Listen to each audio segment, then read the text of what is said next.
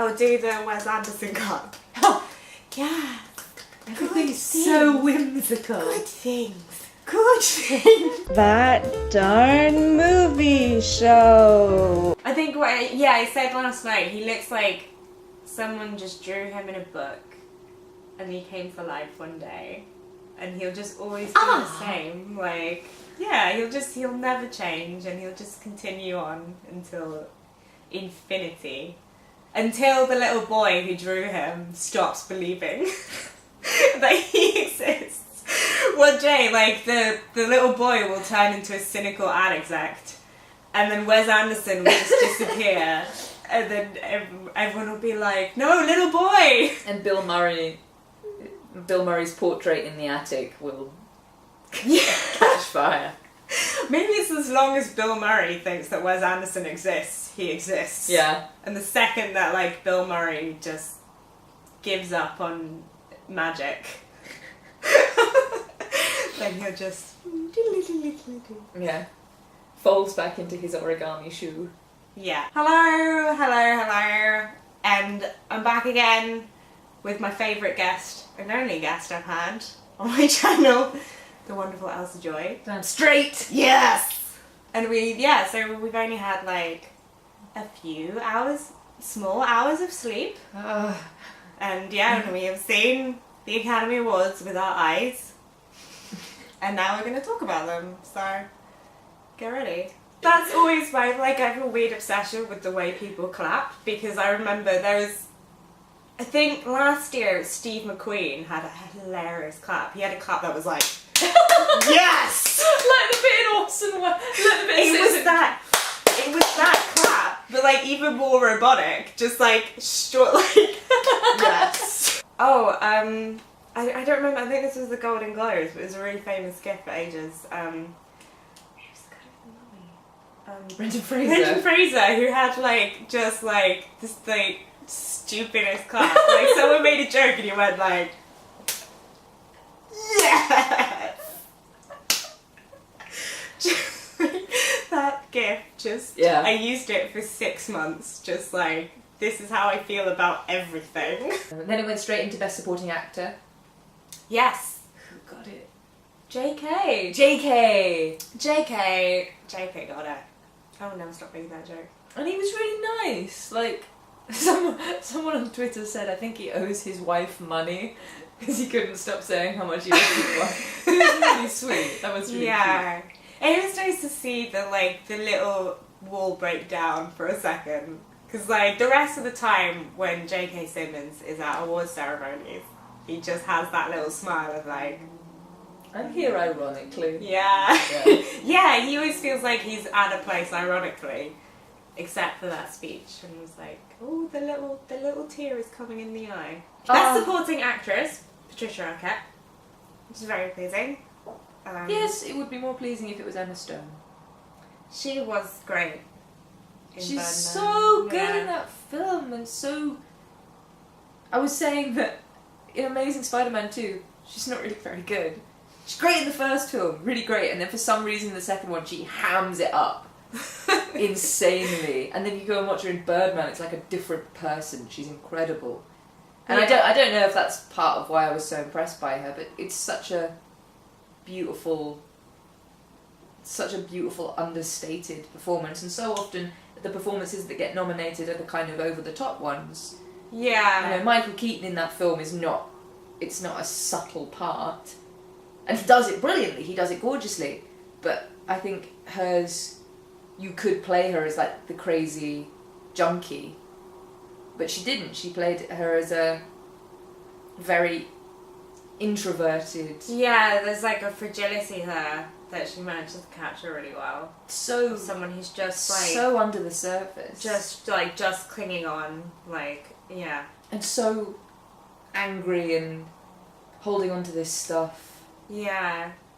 Yeah, I think Patricia Arquette was a great win as well, because I think she was her role had I think because of Richard Linklater's movies are so grounded in realism, like, the performances are really great because and she shines when she does that shit. Yeah, like there's such a naturalism to her performance. It's like it goes beyond acting to just like she lived that role, like she was that boy's mother for like 12 years. Yeah. Like, yeah, so I think that was really cool to see that sort of performance get recognised. Best original song. Oh my god, that performance of Glory was beautiful. Yeah, the thing with Glory, like, because I listened to it just on its own before I'd seen Selma, and I was like, yeah. But then I think seeing it in the context of the movie and seeing it on the credits, just the way it was used as like a culmination of, it was really smart the way that the film ends on this like climax and then the music kicks in and you feel very like, oh my god, yes. Yeah. So yeah, I think from that point there's on, a difference between like a number one song in the hit parade. Sorry. Parade. I came from the 50s today. Alright, grandmother. But there's such a difference between, say, I don't know, a good song like Uptown Funk. Or like Happy didn't Happy win last year? Did it? Oh no, it was Frozen, but it was one of the nominated ones. Yeah, because it should be telling the story of the film, which is a totally different thing to ask. It's like, yeah, I would say that, you know, Muppet or a Man, I hadn't seen the film before I listened to that song, and that song on its own is quite ordinary. The lyrics don't, it's very repetitive, but in the movie, it's incredibly moving. And it's a really lovely, quite witty touch in the movie, which is what best original song in a movie yeah, it's not the do. best song, it's the one that portrays the message of the film. which is hard to show at the Oscar ceremony. Yeah. But yeah, they did a really good sweep of all of the songs. They showed off Everything Is Awesome.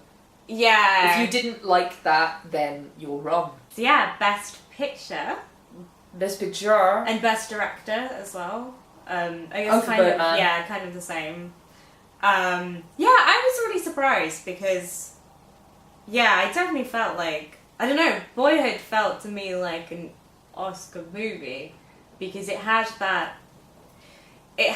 narrative to it of like, because I mean, thinking about it very cynically, like, because it took 12 years and it's got that triumphant, like, it's like, you know how they waited until Return of the King to give Oscars to it, like it got sort of nothing until the final film. Because I remember the narrative of Lord of the Rings, like when it came out, it was all about the little movie that could, because it was the idea, because everyone kept pushing this idea that it was like, it was such a risk to make, and like, you know, they took so long to make it and they couldn't get any funding for it, and sort of surprised, but then at the end of it, like, Birdman's great. Personally, I preferred Birdman to Boyhood in terms of like my engagement. So I guess we'll talk about, there's been a lot of backlash like already, just even in the few like hours that have happened since, which a few hours of sleep.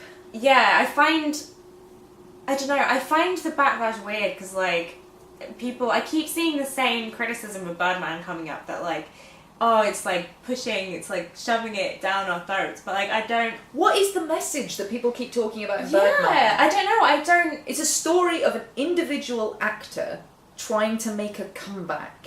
That's not... And like, people keep saying like, this, it's pretentious, and like, I don't... It's only pretentious because acting is a pretentious industry. Yeah, because I think the characters in it are pretentious, but they're written... Yeah, and you have a whole bunch of other characters telling them that they're pretentious. Yeah, I don't get these. And this thing with the gimmick, like I find that a weird argument to say... The one shot. The one shot's a gimmick, but the Boyhood thing isn't. That's art. But surely... But like, I don't think either of them was a gimmick. I think they were just two ideas of how to frame a movie. But like, if we're gonna have to go down that, like... Yeah. Because like, the thing is with Boyhood, that movie would not exist without the 12 years. Like, if you made that same movie in a year, it would be... People would just never talk about it. It would probably be quite a well-respected film. Yeah, it would be... But not in the same way. A Richard Linklater movie, and people would love it. Yeah. But it would be a Richard Linklater thing. Birdman, I feel like that story exists. You could have easily have made Birdman without the one shot, with the same script, and just cut it. but I think it was just a, I don't know, it was just a narrative framing device, and for me, like, I think it worked really well because it created that sort of very insular atmosphere.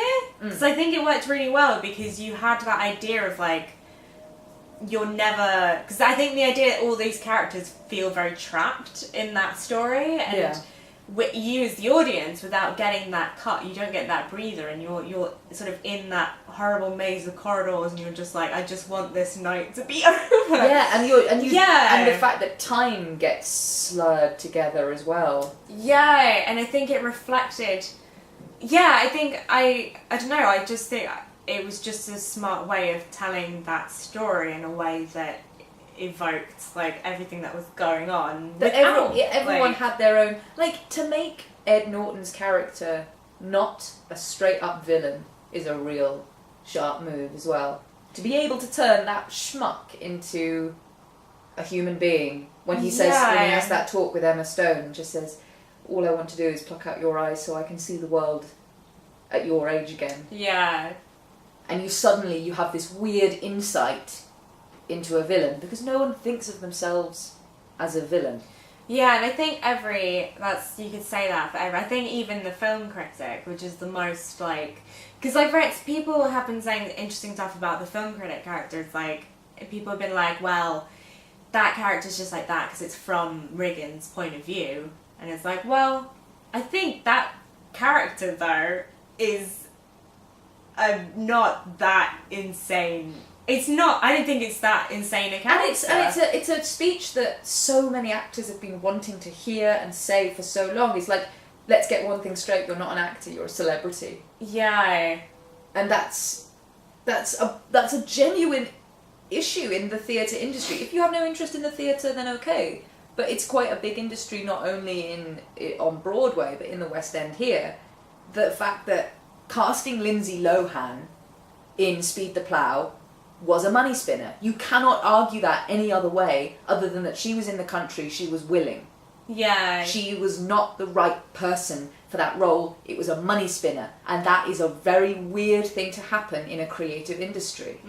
But I think what was interesting about Birdman is you got the both perspectives, because you have... That's what I think, like, I don't... Yeah, for Lindsay Lohan, it might have been a very redemptive thing. Yeah. But anyone on the outside can't see it as anything other than a business move. Yeah, so I think, like, with that character, like, there wasn't...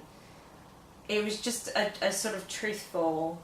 Like, it was sort of pushed to an edge. It was like everyone in that movie was on their most explosive, like dial turned up to 100, but it's still, I think every emotion expressed by the characters is coming from real places, that there are theatre critics who think that inside their head, and obviously they won't, I mean, some of them probably do, like, I don't know, like... Well, yeah, because it's or they won't say it to their face and they'll go and tweet about it. Like, I think there's nothing in that movie is particularly, like, out there. I think it was all, like, just, it was a slightly amplified vision. It was a beautiful tribute to theatre in a film, which is quite rare. Yeah. You don't, I've never, I mean, I really like that film, Stage Beauty.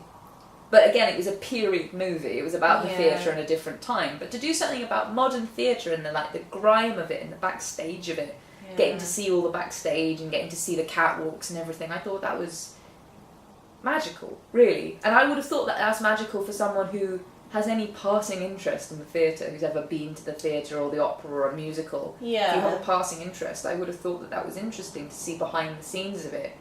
Kind of like one of those 360 tours or something. So that's it. So we're going to go... sleep now for 100 years. We need to go eat some burgers now, so we're going to do that. And then we're going to sleep.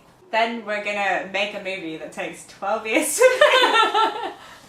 But it's okay, we'll cut it down to like 50. Yeah, so see you guys in 12 years. Bye! Bye!